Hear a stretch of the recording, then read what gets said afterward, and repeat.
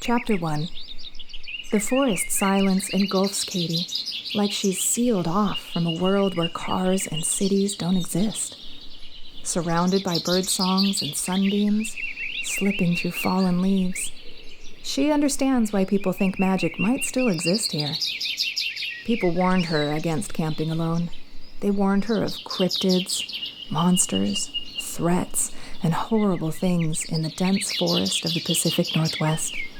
She'd heard warnings about everything except fairies, yet others even mentioned stairways that led to nowhere. She'd scoffed at them all.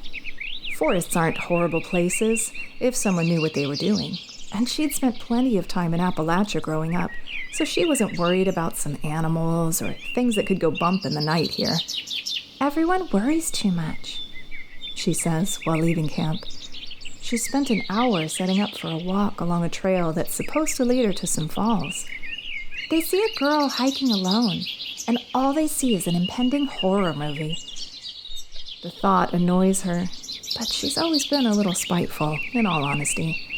When people tell her not to do something without any good reason, she's the first one to rush and do it. It's made her plenty of enemies, and scared her friends. But she's always said that getting the most out of life means ignoring the rules that are in place just to limit a person. Sighing, she lets her head fall back to enjoy the misty morning while walking slowly. This is the best break she's had from the corporate world in a while. Although Katie has been working her way up in her father's company and has obeyed her father, locked in a building, staring out the windows at the beautiful city, is a soul-sucking experience.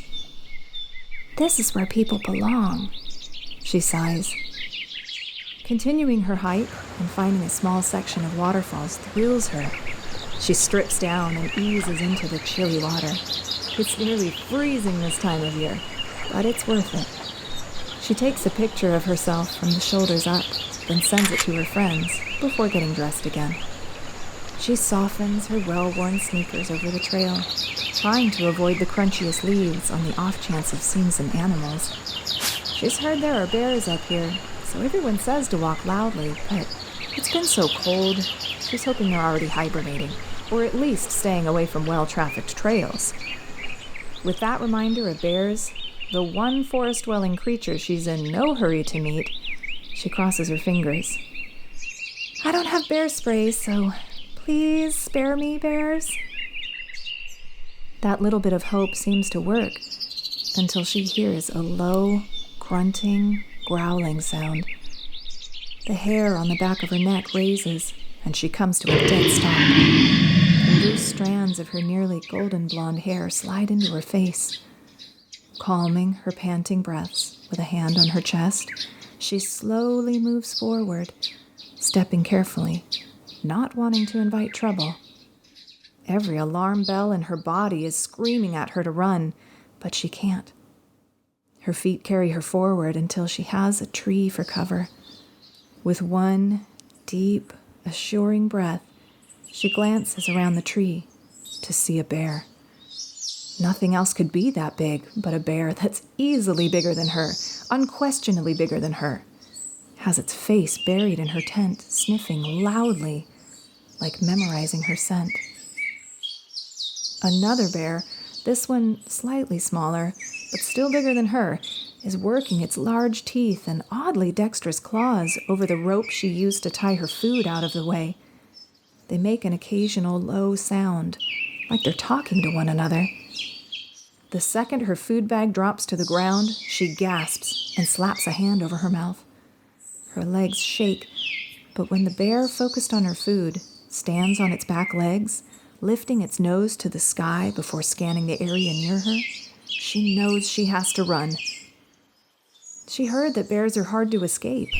They're fast, basically have bulletproof skulls, and they are more than happy to chase a person.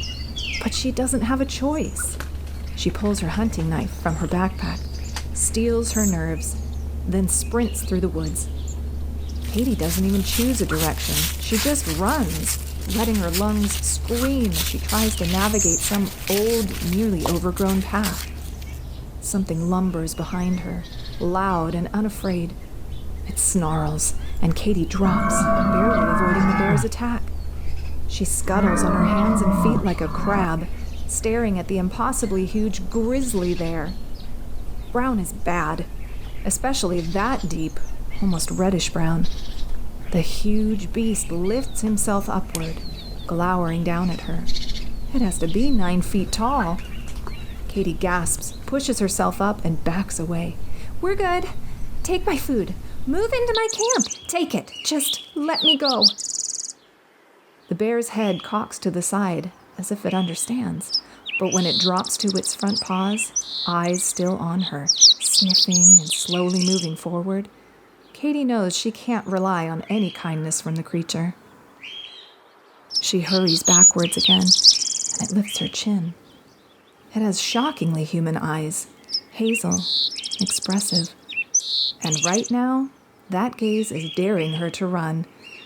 She doesn't want to look away from the bear, but since this one has friends, she needs to put some space between it and her. It moves forward, and she raises the knife. "Don't do that. It's a bad choice." The bear continues towards her anyway.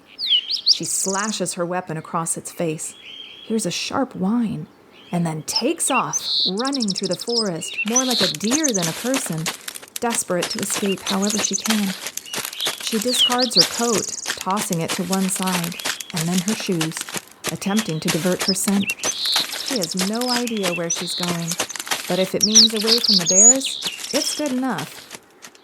The bear Katie stabbed swiped over its face again and again, blinking at the pain. He snarls low and deep in his throat, summoning the other two. They run over, their whole body moving every time their paws hit the ground. The largest of the three blinks again, realizing that the knife was just shy of his eye. He makes a low, deep sound, and the plan is clear. Hunt down the blonde and either get revenge or make her theirs. An excited undercurrent lingers in the air as the bears get to work. It doesn't take the middle-sized bear long to find her jacket. He shreds it into pieces, angry with the girl for her attack, and with himself for not noticing her at the camp. The smaller, but by no means small, bear reveals a shoe. The largest of the three lifts himself upward to sniff. The smell of fear is potent, and he knows that when nightfall comes, the little human will need someplace warm to stay. With a low growl that sounds like soon, the three spread out, determined to find their prey before the night is over. As far as they were concerned, they couldn't come soon enough to claim their prize.